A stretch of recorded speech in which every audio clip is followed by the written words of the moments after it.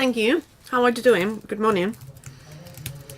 As they introduced me, I'm Pablo López. I'm the second the deputy head of this crypto center. I would like to thank Ciber for their kind invitation. We will focus now on cyber threats. Generally speaking, the information that we will be given is what we said already. Information you can find on the internet. There will be nothing new. But what's new about it is that it is experience-based. We will not share anything that is not on the internet. But you see that we are suffering ourselves what I would say is cyber threats. So let me introduce ourselves. We are the National Crypto Center. We are part of the intelligence system in Spain, and we have some functions and roles. So there are royal decrees and standards. That means that we are in charge of some items. For example, everything having to do with ICT security.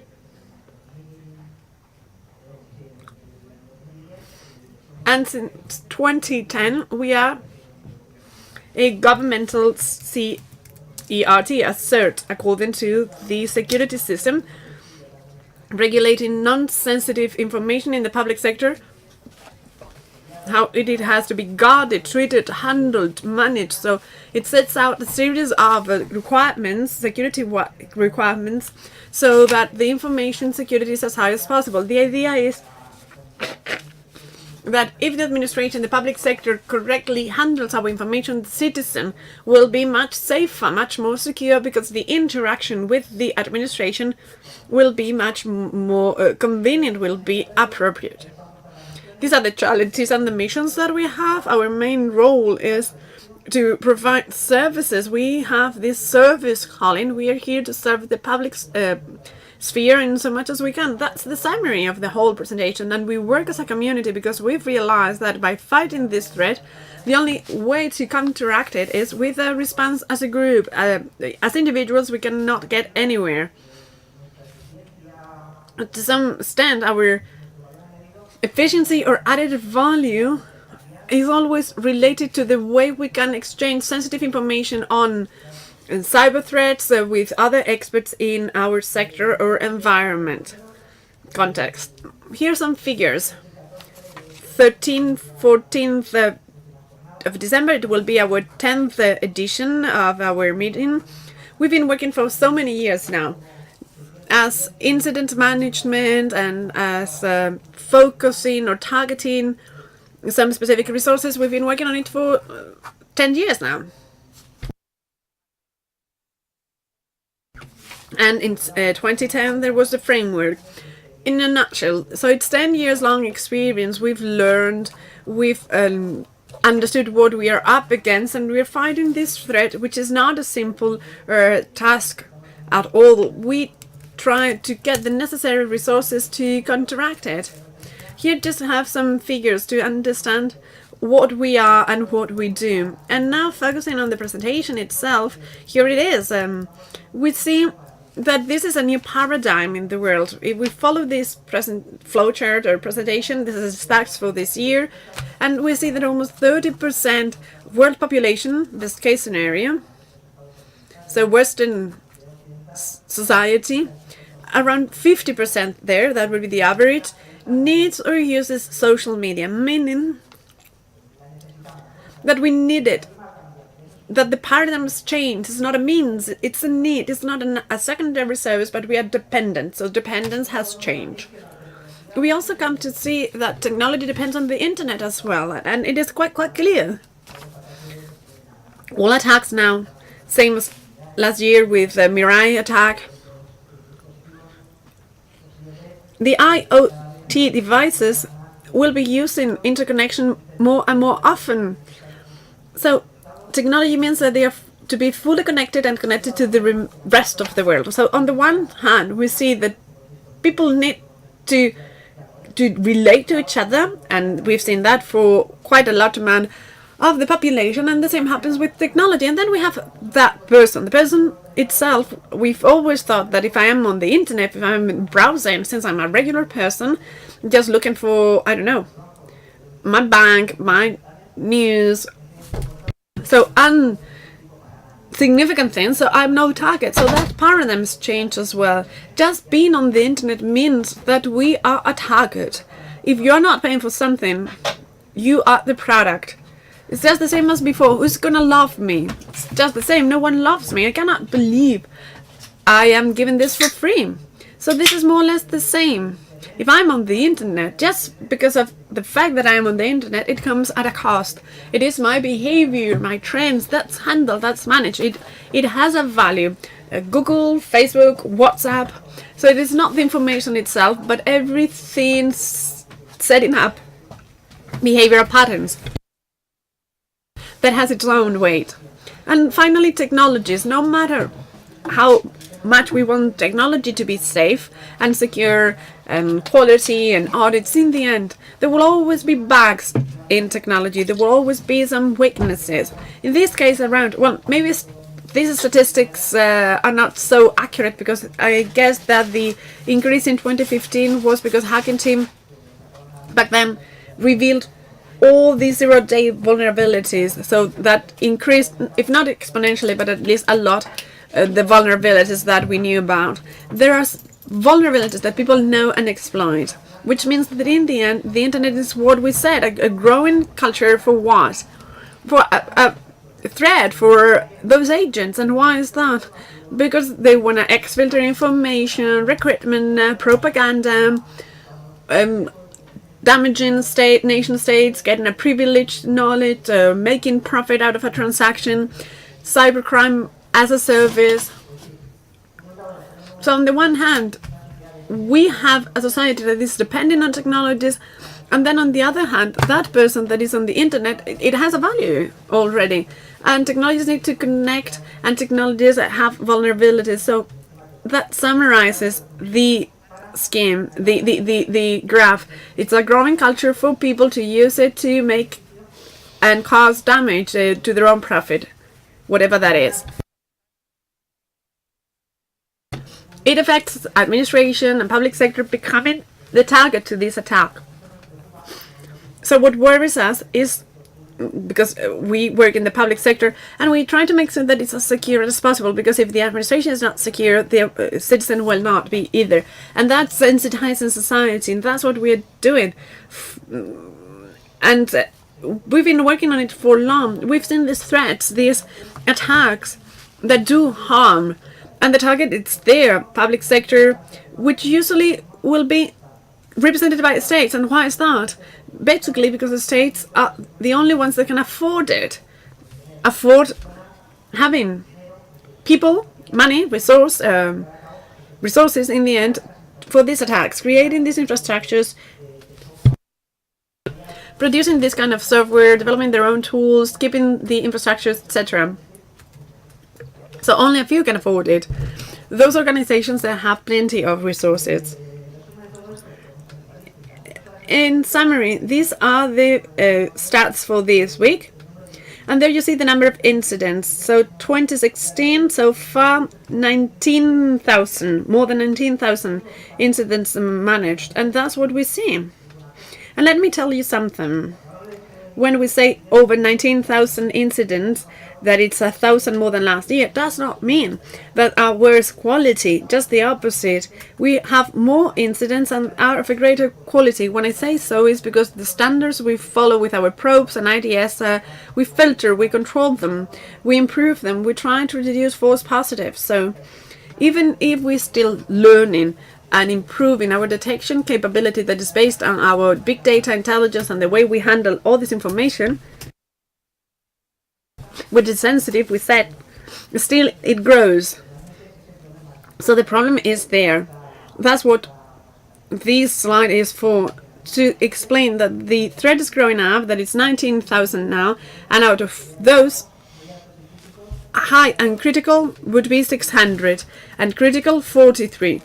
Critical 43 means cyber espionage. So there is a state, and there's proof, evidence that there's been exfiltration from our bodies, whatever these are. That's what we've seen. But there might be things that we do not realize, of course. but at least we understand what we are up against. So cyber threats happen and targets our organizations. 10% others, that's what we always say. We have our early warning systems, and when we say 10% other systems, we mean information we exchange with other bodies.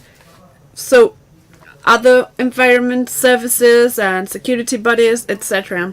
So working alone is not possible, especially for cyber threats. We need to change and exchange information. Here we see so many incidents happen, but what's the percentage that we care for? Harmful code is 54%, intrusions over 35% out of 19,000 cases. So we need to understand that it's not just Spain. Sorry, this is not only spam, but it's also exfiltrating or other purposes. So, who are the players? Who are the agents? We are not making them up. Criminal organizations. Cybercrime as a service is being implemented so promptly and fast. And why is that? Because they bring us heavy benefits, heavy profits. They make profits, so it makes sense. We will see that the black market, we can go onto Tor and other portals where you get anything you want. Just go up there, identify yourself, pay with bitcoins that can be 400, 300 euro. In exchange, we know that the rate changes, and you can find tools quite simple with a very user-friendly dashboard that anyone can use so easily for an attack or for crashing any server. And then states is what concerns us the most, because the ones that can play, the ones that have the resources that are at a high level to compete. Cyber threats, how do they work? They have a life cycle. Let's focus on what cyber threats need to attack any kind of system. They need infrastructure, they need some tools, they need an infection vector. I'll insist on that because you have tools, infrastructures, malware, but if you do not have an infection vector that is the right one, you will never reach out to the system or the user. You can try and fish, but no one will bait. And then we need communications to spread it through the system, to exfiltrate information, and what matters most is the capability to be persistent, to colonize, to stay and settle down. There's loaned or own infrastructure. Ideally, you should have your own VPS and manage it. That was at the beginning. Now it's changed because detection capability has changed. So what the threat tries to do is to stay unnoticed by using borrowed infrastructures, using the vulnerabilities from those infrastructures. So current tendency would be using an infrastructure that helps us have an attack that is based on vulnerabilities of websites, basically, to use it for my own profit. They can be legit, non-legit, for CNC services, or just for an attack, but that's the trend. Use the infrastructure that is existing, use its vulnerabilities to place my own code, software, and web shell, and from there onwards, we can use a CC dashboard and take some leaps so that I can anonymize the infrastructure, my attack capability, because we will see one of the basic characteristics or features of cyber threat is how difficult it is to have attribution. There are services, there are people indicating who the agent might be, but it's difficult to have the attribution for the perpetrator. It's only clues, it's only hints, real evidence. That's very difficult. We will never have them because they will always use mechanisms that allow them to anonymize communication and stay unnoticed, as we said. So finding evidence will always be based on an understanding that this has been written in a given language, the time where the code was produced, maybe working hours from a given time area. So if this is a kind of a project that has to do, I don't know, with a ship or a railway, I will know who would be interested in the topic, and so the hints will lead me there. So the attribution will always be based on a series of analysis and studies and intelligence that you need for the attribution, but evidence per se, it'll be difficult to find. Tools that we can have. Why do we want to develop these tools? Well, if I can use a borrowed infrastructure, if I can use an off-the-shelf malware, and if that malware is good for me because my victim does not implement any security measures, well, I will just use that. For instance, the Chinese threat is quite smart in that regard, meaning that they are aligned with the threat, meaning that if the threat, the victim has no safeguards, they just use like simple tools. The moment they find more barriers at the other end, they just make the means to carry out the attack. They make them more sophisticated.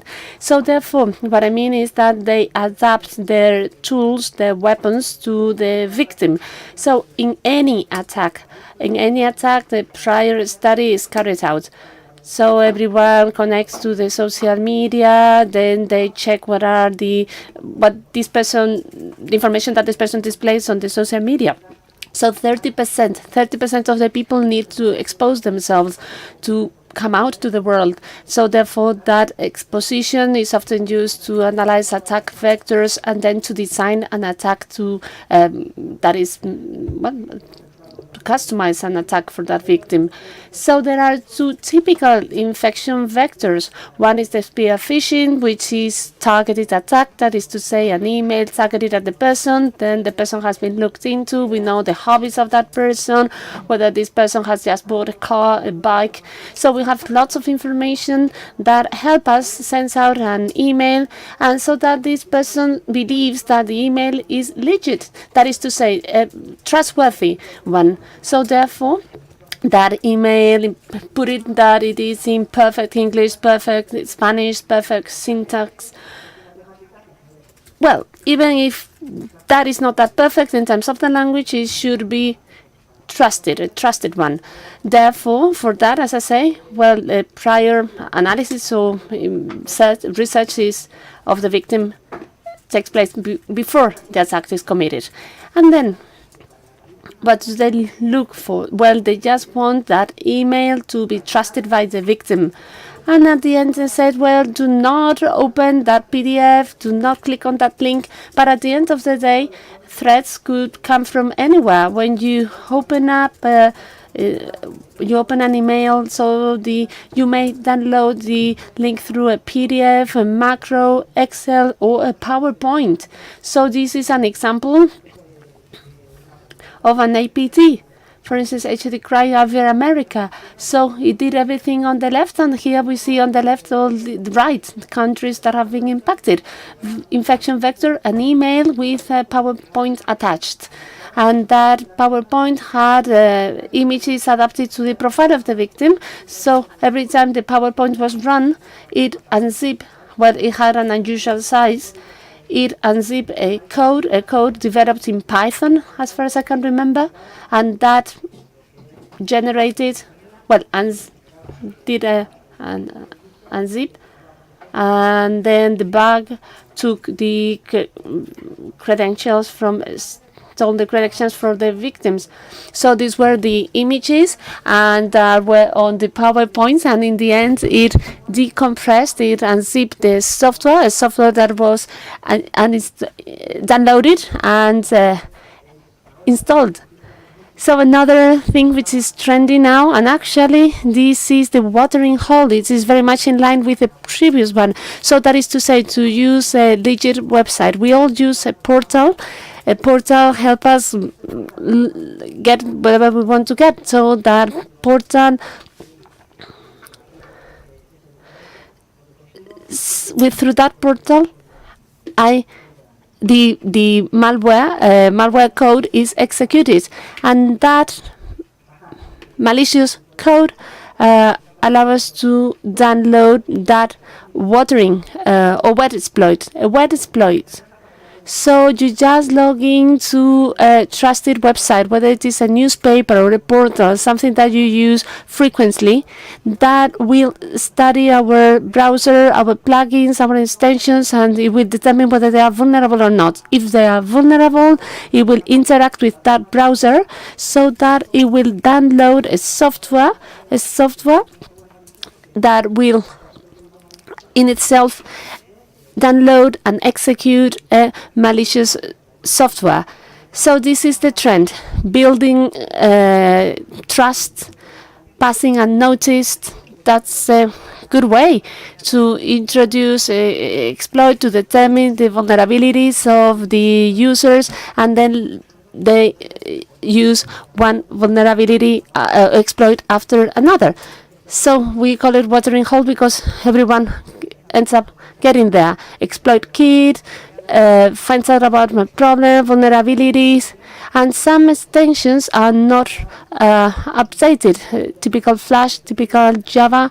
It determines the profile of the user, takes a look or finds out about the vulnerabilities and takes it from there and starts taking action. So this is the most complicated thing. I may have infrastructure of tools, but what is most important is to make it to the system. And here these are the infection vectors. This is the first thing that we need to counteract. And then next, what happens is the usual thing. First of all, internal communication through lateral movements for me to spread throughout the system and to get to know the system. Well, remember that these cyber threats are not in a rush whatsoever. They just want to have a deep, good understanding of the system before they take action. So lateral movements in internal communication, and then outer or external communication through exfiltration. Internal communication, accessing to internal resources, getting credentials, allowing the malicious code to propagate itself, to widespread itself. So whether there is a Debian, Apache, what is the operating system, so different versions. That is to say, to have a good understanding of the system. I am getting to know the system so that I can just introduce the malware code adapted to that victim, and the same goes for exfiltration. Once I am in the system, I gather that information and I use it to my benefit, for my benefit. Could be any information, or for instance, I may use ransomware to hijack the system. At the end of the day, it's about growing and doing something which is not legit in a system. And when we're talking about external communication, we're talking about data exfiltration. That can be done in different ways. There is a most advanced way to do it. That is to say, being unnoticed on the internet. Which is the best way to do it? Well, we see it here on the screen. Social media. Most of data infiltration that we are seeing is done through Twitter channels or through the cloud. That is to say, the typical providers, Google, Dropbox. We are talking about services and protocols that are common, that are shared, and where there will be no prevention there. There will be no security measure there. And then persistence and widespreading or colonization. So this is what we see in serious APTs. That is to say, the capacity not only to make it there, but to stay. And therefore, persistence mechanisms are used. First of all, it passes unnoticed, and then it limits the systems and security systems and services of the system by taking them down or continue to be passed unnoticed, so that the code is not easy to de-obfuscate, and so that they find how that code has been generated or how that code what is the procedure that the code follows? Okay, they do all that just to prevent from being detected or noticed. So all in all, everything that I have just said is represented in this diagram. So this is infrastructure. We will have an attacker with infrastructure. We use an infection system, a spam phishing, watering hole, either of the two or both simultaneously. In the end, the victim will just fall into the trap, and then the victim will download malware software and looking for backdoors to access the system. It will also find out information about the vulnerabilities of the system to take it from there and then to implement privileges and to widespread itself through lateral movement. Lateral movements are very, very useful because they allow colonization of the system. So if you cannot really take care of security, it's very difficult to provide security all over the system. So that's what they do. They take advantage of that and they colonize the system. It propagates itself. Then a number of utilities are installed. This is the rootkit. So that's the tool that generates encrypted behavior where information is stored, difficult to detect. Then the data is exfiltrated in different packages so that it is not detected by the proxy. So this is a detailed study, detailed research, so that they take their time with the one and only objective not to be eventually detected. They just want to stay in the system and to have full control of it. So data exfiltration, everything has been colonized, and then once the system is colonized, well, we don't know what happens, and then they are highly perseverant. So, well, they have the threat, and then if we detect it, we may clean the system, take a number of countermeasures. In a week or in a month, they are back again. Another wave and another wave. They are never happy. They persist, they insist, and they adapt to the means, to the environment. If you close a door for them today, then short time later they come back. So this is what what this presentation is intended at, that, and letting you know what we see and frequently, very frequently. So intrusion takes place in hours or days. However, in terms of detecting it might take us years, and reacting or responding to it might take us months. And that is also having an impact on cybersecurity, meaning that the paradigm was changing. So many years ago, we said that all the services were being protected, that we had to protect all the systems. We didn't want the system to have vulnerabilities. It was always no, no, no. But now Dr. No is part of the past. If you cannot work before your computer, we have a problem. The paradigm has changed. Now the paradigm is one of resilience. We want the system to run well, to have a number of security measures implemented, and to continue working once we are impacted, so that our reactive capacity is timely. It is as fast as possible. We have to be aware. We want to be aware that I've been infected, but I want to have that detection capacity and to respond as fast as possible. So that's the paradigm. That's what we talk about: incident management, incident response. We have to take preventative measures, so therefore security measures and have to be adapted to the functionality of the system. If the person cannot continue working, we have to soften the security system. Otherwise, it doesn't really make sense. And I do want to invest resources in detection capacity and resilience capacity. Resilience capacity meaning going back to normal as soon as possible, to restore and to recover as soon as possible.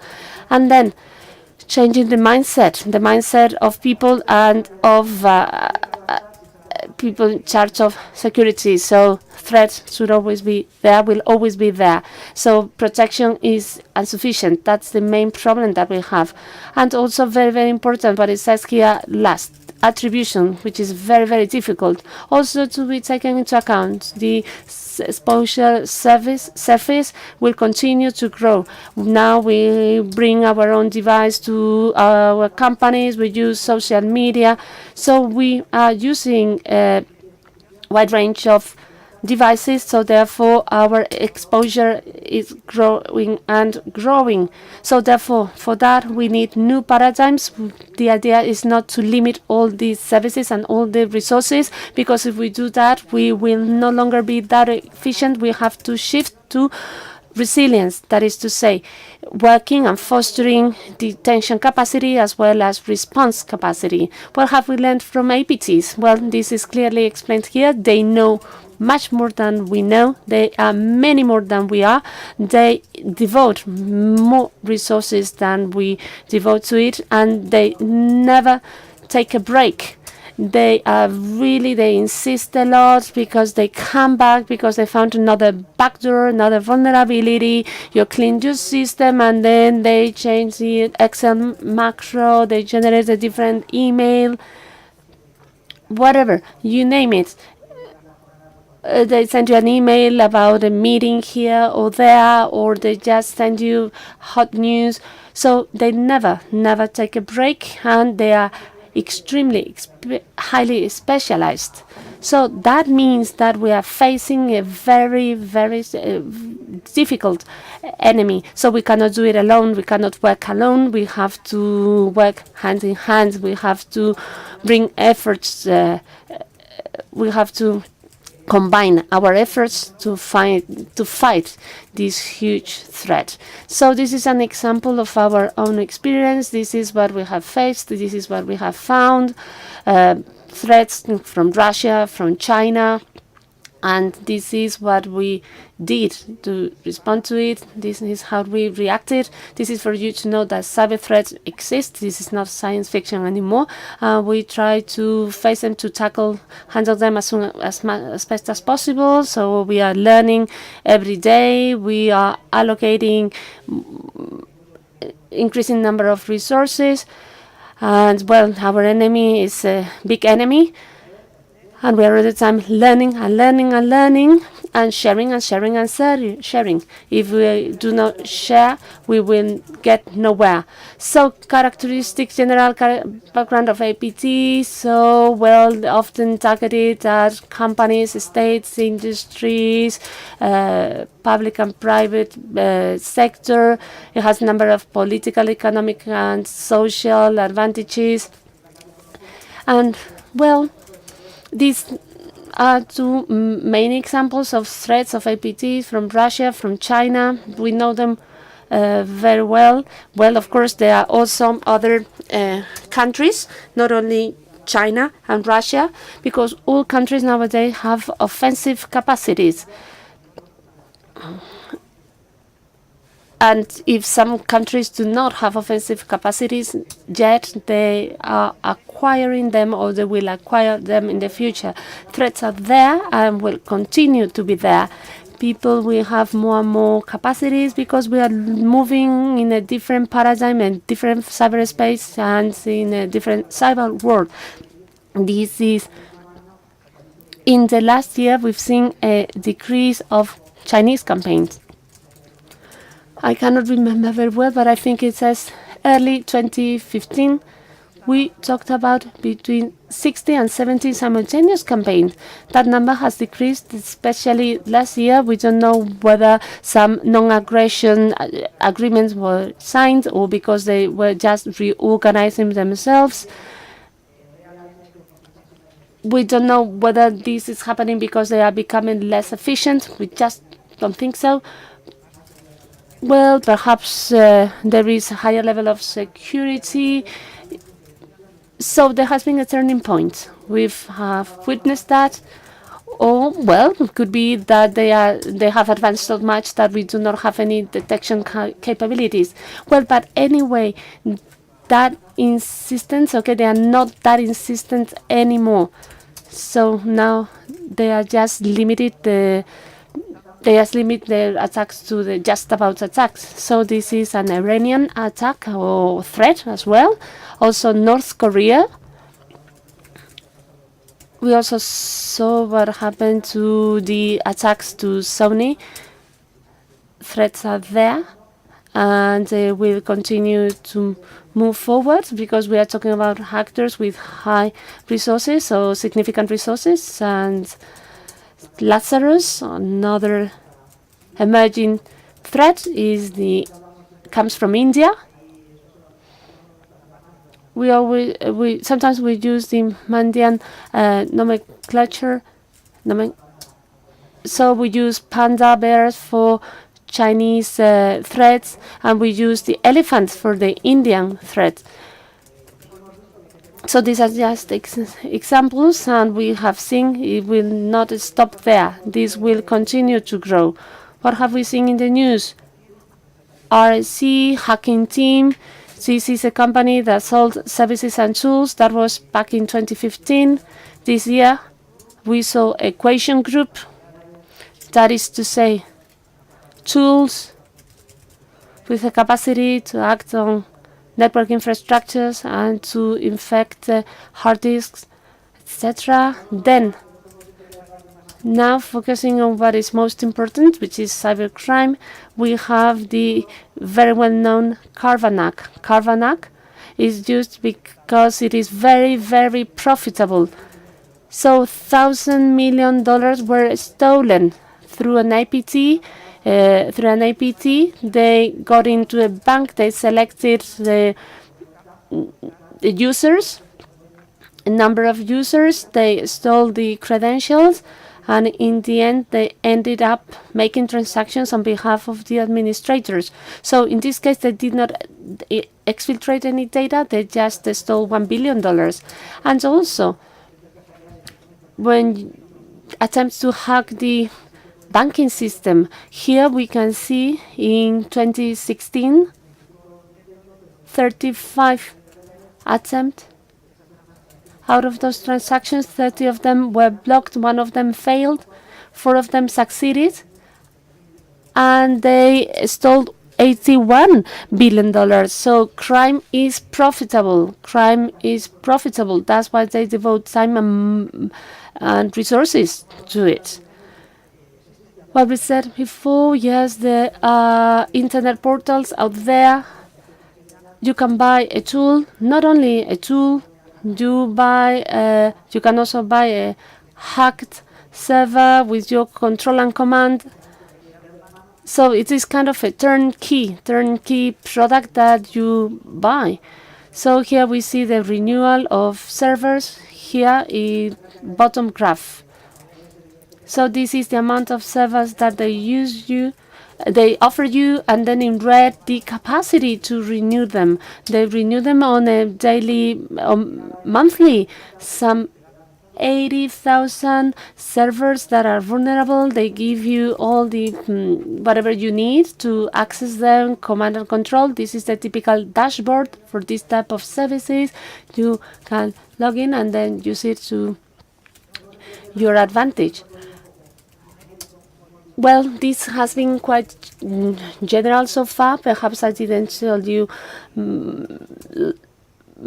new information, but I have to tell you that we are seeing it. We are seeing it. We are detecting it. We see Covenant, and we have that experience. That experience helps us learn from them, and little by little, we are implementing countermeasures and treating threats as best as possible so that we can minimize harm and damage. That's our vocation. That's our mission. We want to mitigate threats as much as possible, as best as possible. Trends. Well, the panorama, the outlook will not change very much. I would say that it will get worse. This is a slide about cyber jihadism. Apparently, this is trendy. And here we also have some trading in terms of security companies. That is to say, perhaps they just want to create that feeling of lack of security so that they can offer the security services at high cost. So perhaps this could build an unnecessary need. And cyber jihadism, we are seeing it. Perhaps it will become relevant in the future, but so far, to date, is not an actual threat. Cyber jihadism understood as cyber terrorism, or one of the pillars of cyber terrorism. That is to say, this one focuses on disseminating jihadism. So nowadays we have propaganda, defacement, denial of service. So nowadays they don't have enough capacity to have a cyber weapon to cause a significant harm or damage to an institution. What else can we say? Well, we've taken a look at the threat and at trends. And what can we do to reduce or limit cyber threats? Well, the only thing we can do is to implement security. What is the criteria that we follow? At the end of the day, it's not how much you spend on it, but just to shift from the physical world to the virtual world. For instance, with this card, you have to go through 20 controls to put your fingerprint, to go to your bank, to your workplace. We have to go through very many security filters. We have assumed that for the physical world, but we haven't assumed that for the virtual world. When you are using your computer, we don't assume that we have to use the same number of security filters that you use in the physical world. So every time I log on using my computer, I have to be aware that I have to follow a number of security measures. If we extrapolate the security measures that we adopt and that we implement on the physical world to the virtual world, we will be safer, we will be more secure. So it's a question of users becoming more and more aware. So we have to follow a number of procedures when it comes to using the internet. So we have to have a number of procedures, follow them so that our practices are secure. What else? Well, this is stats. So when you ask heads of security about the problems that they detect in the organizations, the main concern is that they have a shortage of qualified people or people skilled with skills in security.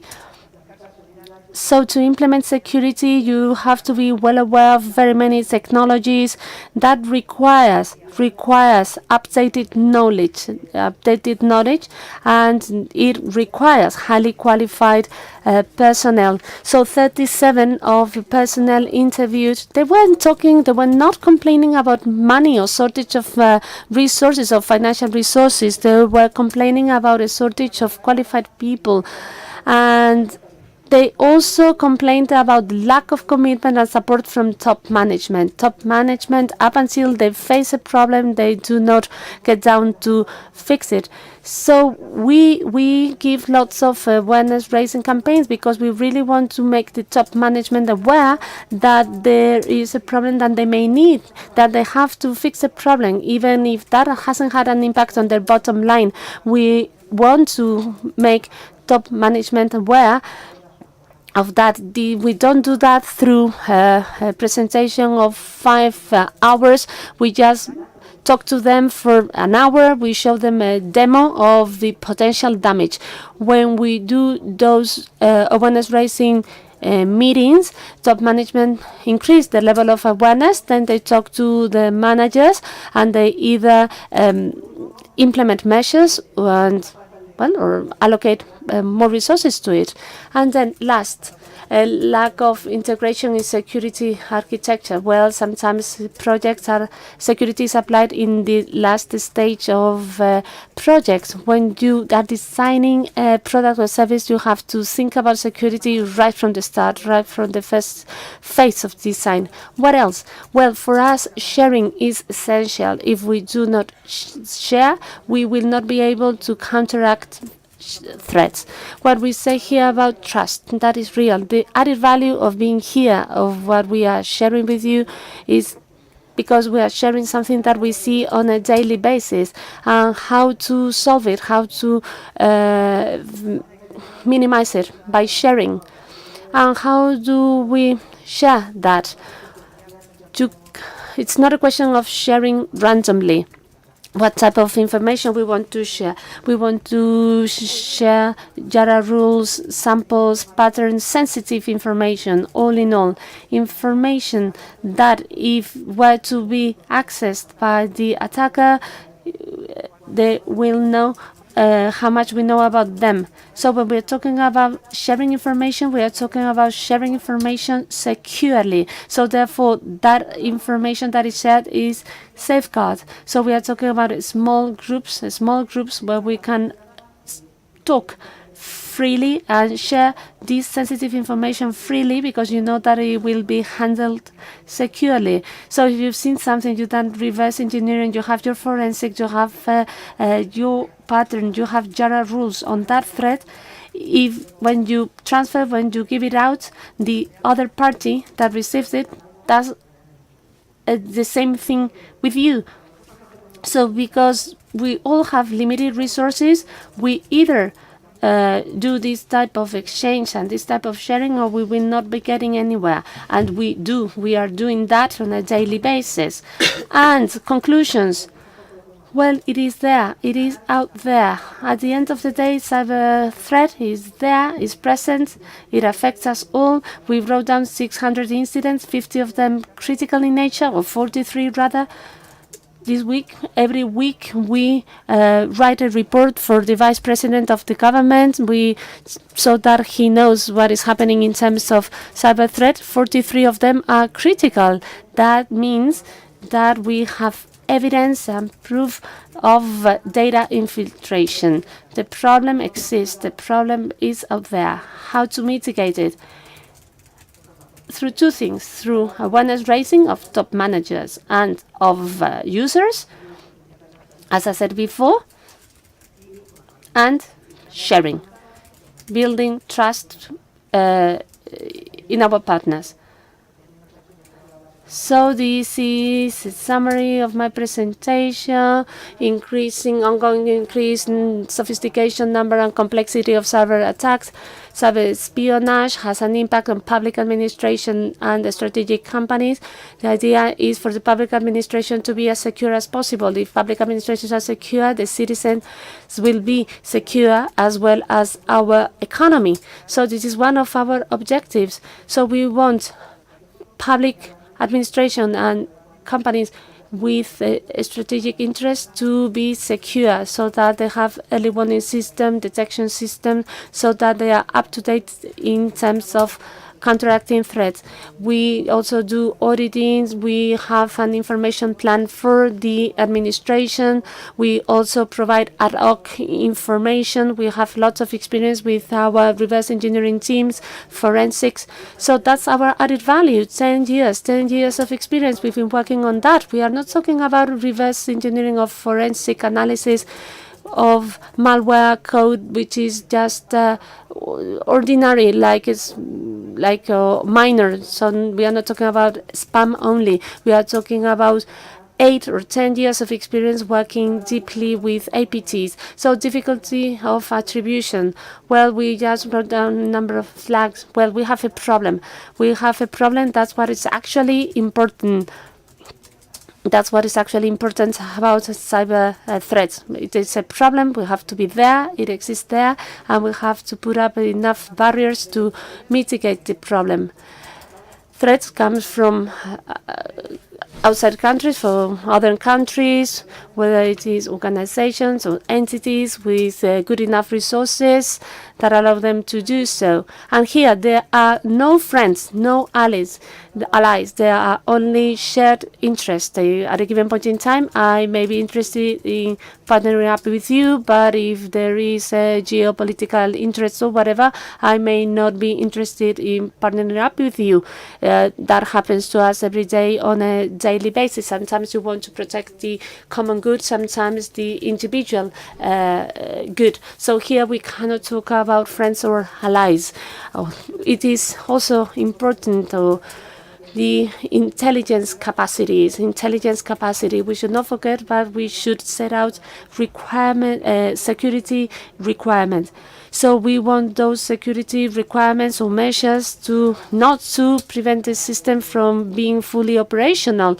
And if we do not do that, we will have someone in the company lowering the level of security of those security measures. So we need to find a balance between performance and security. And then we also have to strengthen our intelligence capacities.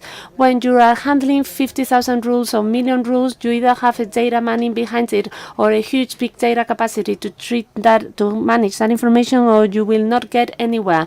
You really need to have intelligence capacity to get to know the threat, to find out about the patterns, the interests, the purpose of it. But when it comes to pattern managing, that patterns, it also requires significant intelligence. I am finishing now. So this is our 10 rules of security. So we have to work like if we were infected. That means that if we work in that fashion, we know that we have a problem and we want to create and implement the necessary security measures. That is to say, to be resilient.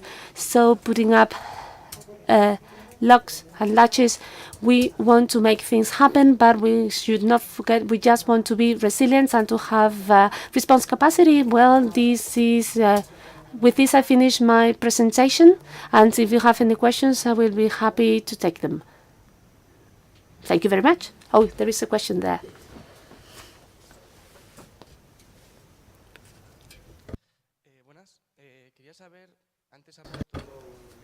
Well, before you showed a graph with this year threats, 19,000. What about the error margin? I mean, is there a high number of them that are not detected where we don't have that margin, error margin? But yes, we are aware that there are many things that we do not detect. Well, you may notice that we also changed our CMs, our management systems to manage the incidents. We are improving them, we are adapting them. You see that in November the stats have remained stable. That's because we have changed our incident management systems. And answering your question, do we know what we are not seeing? No, actually no, but we are just improving our management system. We are more into quality and not that much into quantity. So we want to be more efficient in our management. Of course, we want to avoid false positives, and still we are getting a higher number of incidents. It is true to say that we have to assign resources. We have the resources that we are limited. If we had more resources, instead of detecting 19 incidents, we would be detecting or seeing 40 of them. So what we do is just we improve, and we learn so that margin becomes smaller and smaller. But what is the error margin? I just don't know.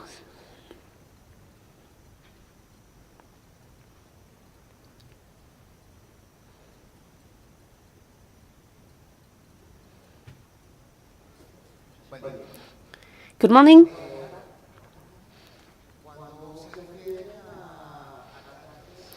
When you talk about sponsored attacks, not by states, but by governments, you talk about governments and countries that are strengthening their capacity to develop tools. Could you give us specific examples? Would you single out any? I cannot. Well, because this is sensitive information, and do not take it as an excuse. They are actually developing the capacity. We are monitoring them, we are seeing them. The type of capacities they are strengthening, developing, I just cannot say. And what we have shown on the screen is something that you may download from the internet. Many of those data came from, the source was Kaspersky. It is public information, what I've just shown you. But it is true that we have detected that those states are growing, increasing their capacity.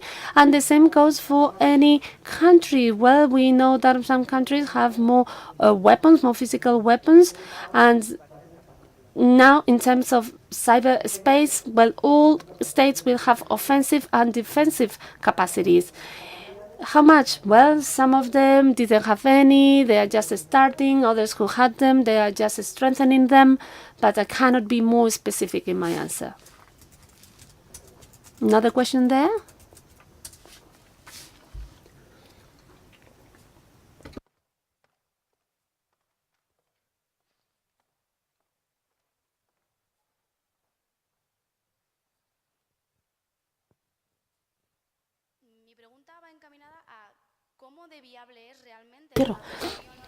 All right, how feasible is international cooperation, bearing in mind that this entails conflict of interest with cyber intelligence, meaning that some countries surely will not want to disclose or to share information to other states for many reasons, because, well, some countries see the other country as a threat.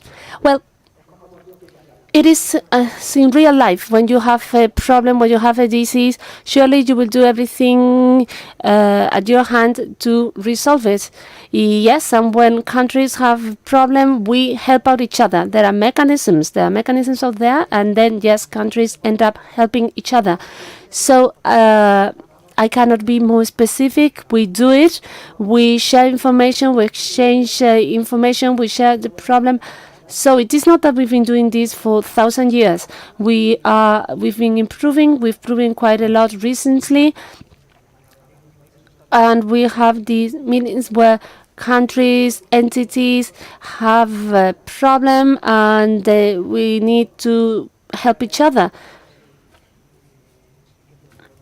It is true what I'm saying, and there are mechanisms. Countries find a way to help each other.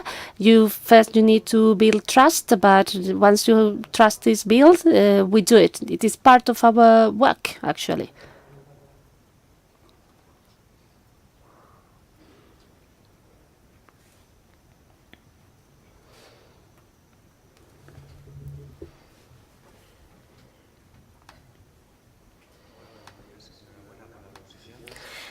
Hello. Congratulations for your presentation. I know that there is a European directive that has just been recently passed, establishing collaboration between member states in terms of incidents, certs, etc. I know that in Spain there are very many certs, both regionally and nationally. Is there any kind of coordination between these emergency response teams? Yes, we're working on it. Well, I don't focus on that. When we talk about cybersecurity, I'm talking about early warning. We are talking about the different certs here and there. With regard to what you just said, transposition of the NIS directive, we are working on that. I'm actually involved in the working team for the transposition of it. We are working with the various relevant ministries. So that directive, as you very well said, establishes or help us strengthen coordination of the different stakeholders. So that directive will help us to set out our requirements, our competencies, and to establish coordination mechanisms. We're working on it. We are on it. So at this very point in time, we are developing it. And to tell you more, the deadline is the end of the year. We have to establish a single point of contact. Coordination, of course, we do have coordination. Well, as I said before, we have a vocation of service. We are demanding public administrations to be more secure, but public administrations are limited in resources. So we offer them these resources, web auditing. We offer you services through our portals. We give you a early warning system. I think out of the 19 communities, 15 have implemented the early warning system. There are only 3 autonomous communities, Valencia, Barcelona, and Andalusia. They have their own certs. What do we do with them? We do exchanging. We have a tool, ticketing for the exchange of technology. We are federating ourselves. That allows coordination between the two. I don't go into your cert, but I share the incidents that you have. We have implemented that with the Andalusian region. We are federated already. We will be doing that very soon in Valencia and also in Barcelona. We have contact with all our certs in Spain, And with regard to other competence, I'm talking about public sector, in cyber, CERCIT. Hopefully the directive NIS will help us achieve specific measures with CERTIs and CIBE, etc. Because surely the NIST directive will clearly state that. Thank you very much, Pablo. A big applause for him. Thank you.